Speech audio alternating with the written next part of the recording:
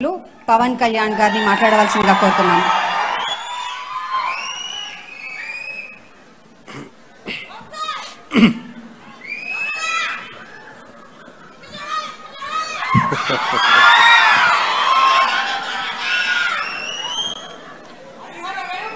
ఈరోజు జరుగుతున్న ఈ ప్రత్యేక కార్యక్రమంలో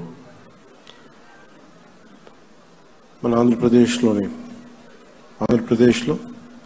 5,000 కోట్ల రూపాయలతోటి 29 జాతీయ రహదారి ప్రాజెక్టులకి శంకుస్థాపన మరి జాతికి అంకితం చేయడానికి ఈ సందర్భంలో విచ్చేసిన గౌరవ కేంద్ర రోడ్లు రవాణా మరియు రహదారుల మంత్రివర్యులు శ్రీ నితిన్ గడ్కరీ గారికి, గౌరవ ఆంధ్రప్రదేశ్ రాష్ట్ర ముఖ్యమంత్రి వర్యులు శ్రీ నారా చంద్రబాబు నాయుడు గారికి, గౌరవ కేంద్ర పౌర విమానయాన శాఖ మంత్రివర్యులు శ్రీ కింజరపు రామ్మోహన్ నాయుడు గారికి, సైలెంట్గా ఉంటే అనిపిస్తుంది, గౌరవ కేంద్ర గ్రామీణాభివృద్ధి మరియు సమాచార శాఖ సహాయ మంత్రివర్యులు శ్రీ పెమ్మసాని చంద్రశేఖర్ గారికి, గౌరవ కేంద్ర భారీ పరిశ్రమల మరియు ఉక్కు శాఖ సహాయ మంత్రివర్యులు శ్రీ భూపతిరాజు శ్రీనివాసవర్మ గారికి, గౌరవ ఆంధ్రప్రదేశ్ రాష్ట్ర రహదారుల భవనాలు మరియు మౌలిక వస్తువుల పెట్టుబడుల శాఖ మంత్రివర్యులు శ్రీ బీసీ జనార్దన్ రెడ్డి గారికి, వైద్య శాఖ మంత్రి శ్రీ సత్యకుమార్ యాదవ్ గారికి, మనం గౌరవ పార్లమెంట్ సభ్యులు శ్రీ దగ్గుపాటి పురంధేశ్వరి గారికి, అలాగే మిగతా గౌరవ పార్లమెంటేరియన్స్ అందరికీ, ఇక్కడికి విచ్చేసిన తెలుగుదేశం, జనసేన, భారతీయ జనతా పార్టీ నాయకులకి, ప్రజలకి, ప్రతి ఒక్కరికి నా హృదయపూర్వక నమస్కారాలు. ఈరోజు జరుగుతున్నది కేవలం రోడ్లు వేయడం మాత్రమే కాదు. ఇది మన భారత్ అభివృద్ధికి, ఐక్యతకి, మెరుగైన భవిష్యత్తుకి చాలా బలమైన పునాది. ఈ దేశ ప్రగతికి, పురోగతికి చిహ్నాలు రవాణా మార్గాలు. దీనిని ఏ ఆర్థికవేత్తలైనా అంగీకరిస్తారు. 1999లో భారతదేశానికి గోల్డెన్ క్వార్టర్లేటరల్ ప్రాజెక్టుతో రహదారుల దశను మార్చాలనే ఒక గొప్ప ఆలోచన చేసిన ఘనత నాటి ఎన్డీఏ ప్రభుత్వానికి. దార్శనికులు, భారతరత్న శ్రీ అటల్ బిహారీ వాజ్పేయి గారికి మానసపుత్రికగా మొదలైన గోల్డెన్ క్వార్టర్లేటరల్ ప్రాజెక్ట్ దేశ రహదారుల దిశనే మార్చిన గొప్ప ముందడుగు. భారతదేశం సుస్థిరమైన ఆర్థిక ప్రగతితో ముందుకు వెళ్తోంది. ప్రపంచమంతా నేడు భారతదేశ సంతులిత ఆర్థిక వృద్ధిని చూసి అందరూ ఆశ్చర్యపడుతూ ఉన్నారు.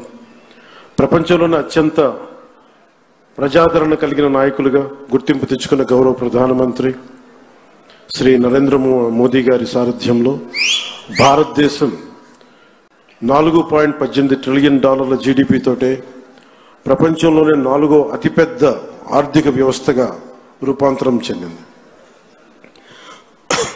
ఇది నూతన భారతదేశ ఔన్నత్యాన్ని ప్రపంచానికి చూపించే ఒక మైలురాయి. వికసిత్ భారత్ 2047 లక్ష్యాన్ని చేరుకునే దిశగా ఇది చాలా గొప్ప అడుగు. ఈ ఎదుగుదలకి అసలైన బలం మౌలిక వసతుల రంగం, ముఖ్యంగా రోడ్లు, హైవేలు.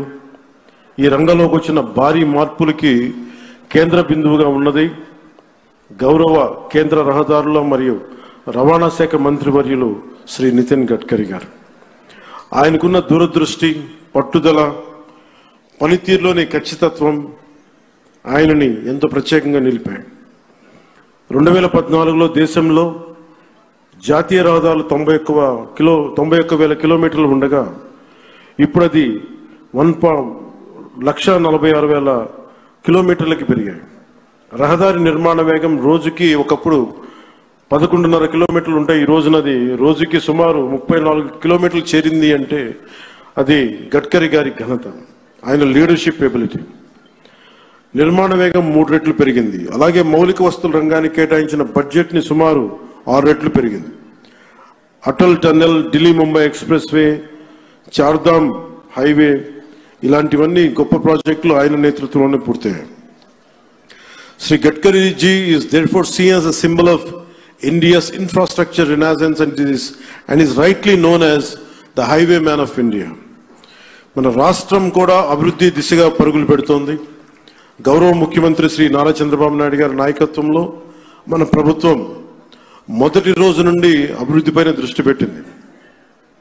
గత ప్రభుత్వానికి కేంద్రం నుండి సహాయం వచ్చినా రహదారి అభివృద్ధిపై సరైన శ్రద్ధ చూపలేకపోయారు.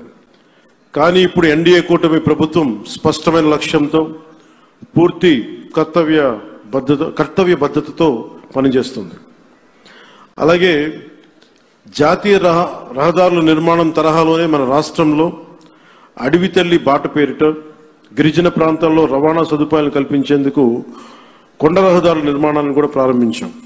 దీనికి మనందరం కూడా చాలా మనస్ఫూర్తిగా ప్రధానమంత్రి గారికి కృతజ్ఞతలు చెప్పుకోవాలి. పిఎం జన్మన్ ప్రధానమంత్రి జనజాతి ఆదివాసీ న్యాయ మహా అభియాన్ కింద అది ఓట్లు పడే దారులు కాదు, 1,00,000 మందికో 25,000 మందికో ఉపయోగపడే రోడ్లు కాదు. కానీ అభివృద్ధి పథంలో అందరూ బాగుండాలి, అందరూ దీంట్లో భాగస్వామ్యం తీసుకోవాలి అనే ఒక సదుద్దేశంతో ఈ పిఎం జన్మన్ కింద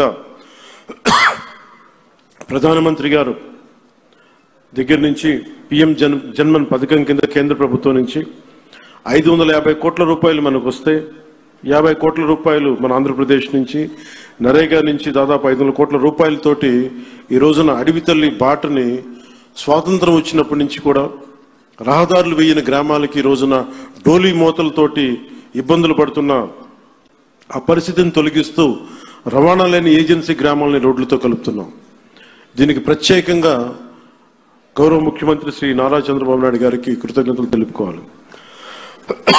వారికి ఒకటే తెలియజేశాను, ఈ డోలీ మోతలు చాలా ఇబ్బందులు ఉన్నాయి సార్, కనీసం మనకున్న ఈ ఆర్థిక ఇబ్బందుల్లో కనీసం మీరు ఒక 50 కోట్లు కానీ రిలీజ్ చేయగలిగితే కనీసం కొన్ని గ్రామాలకైనా మనం చేయొచ్చు అంటే చాలా పెద్ద మనసుతోటి ఆ రోజున ఆయన ఆ 50 కోట్లు విడుదల ఈ రోజున దాదాపు మన 1000 కోట్లుకి రోడ్లు వేయగలిగే స్థాయిలో ఉన్నాం. అందుకే మనస్ఫూర్తిగా మన ముఖ్యమంత్రి గారికి నా ధన్యవాదాలు తెలుపుతా ఉన్నాను. అలాగే ఇప్పుడు మనం ఈ రహదారులు కేవలం ప్రయాణ సౌలభ్యం కోసం మాత్రమే కాకుండా ఎకో టూరిజం అభివృద్ధికి, యువతకి ఉపాధి అవకాశాలకి మార్గం వేస్తున్నాయి. ప్రకృతి సౌందర్యాన్ని కాపాడుతూ నిర్మించిన ఈ మార్గాలు మన రాష్ట్ర అభివృద్ధికి గర్వకారణంగా నిలుస్తున్నాయి. ప్రాజెక్టులు పర్యావరణ సమతుల్యతకు భంగం కలగకుండా ముందుకు సాగేందుకు అటవీ అనుమతులతోనే అత్యంత జాగ్రత్తతో ప్రణాళికలు రూపొందిస్తూ కొనసాగిస్తున్నాం.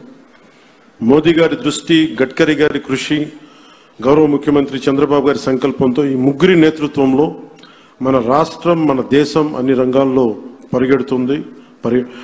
అభివృద్ధిపై ప్రతి ఒక్కరు కూడా ఈ భాగస్వామ్యంలో మీరు చేరాలి, అన్ని ప్రాంతాలు అభివృద్ధి చెందాలనేదే మన లక్ష్యం. ఈ మంచి రోడ్ల వల్ల సరికొత్త పరిశ్రమలు, ఉత్పత్తి యూనిట్లు, IT industry, electronic, logistic hubs, food processing parks రాష్ట్రంలోకి వస్తాయి. ఇది రాష్ట్ర ఆర్థిక వ్యవస్థని బలంగా చేయడంతో పాటు దేశ ప్రగతికి మరియు దేశ జీడిపి వృద్ధికి మన వంతు కృషిని అందించడమే లక్ష్యం. ఇవి భారతీయుల ఐక్యతని, సమగ్రతని ప్రతిబింబిస్తాయి. మన ఆత్మబలంతో నిర్మితమైన ప్రగతికి మార్గదర్శక దీపాలు, రేపటి తరాలకి మనం అందించే ఒక బలమైన వారసత్వపు ఆస్తి. ఈ సందర్భంలో నేను మీ అందరినీ ఒకటే కోరుకుంటా ఉన్నాను. గత ప్రభుత్వాన్ని చూశారు, కూల్చివేతలతో మొదలైన ప్రభుత్వం, రోడ్లు వేయని ప్రభుత్వం, కనీసం రహదారుల్లో గుంతలు పూడ్చని ప్రభుత్వం. కానీ ఈ రోజున మన ఇన్ని ప్రతి ఊర్లో కూడా ఊరికి మధ్య గుంతలు పూడ్చడంతో పాటు రహదారులు నిర్మిస్తూ ఉన్నాం. హైవేలు ఈ రోజున గడ్కరీ గారి ఆశీస్సులతో మనం ప్రారంభిస్తూ ఉన్నాం. వీటన్నిటికి కూడా మనకు కావాల్సింది కనీసం ఒక 15 సంవత్సరాలు ఈ కూటమి చాలా బలంగా ఉండాలి. వాళ్ళు ఎన్నో రకాలుగా ఈ కూటమి ఐక్యతని దెబ్బతీయడానికి ప్రయత్నం చేస్తూ ఉంటారు. వీటన్నిటిని మనం కొంచెం జాగ్రత్తగా ఉండాలి, ఎరుగుతూ ఉండాలి.